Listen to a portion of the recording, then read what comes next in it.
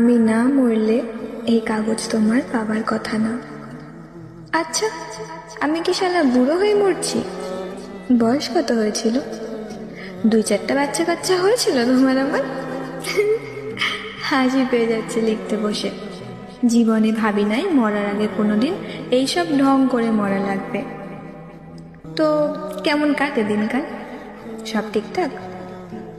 এখন আমি নাই, আমার পাপ নাই, সুখ আছে। সুখ সুখ কি জানো?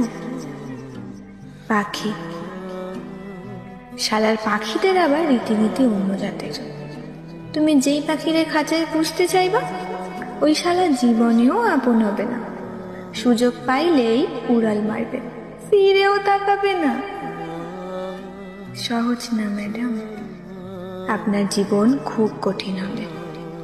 আপনি আইনজীবী হবেন, হন, তাই বলে আমার মতন জয় আমিরদের বিপক্ষে হইয়েন না।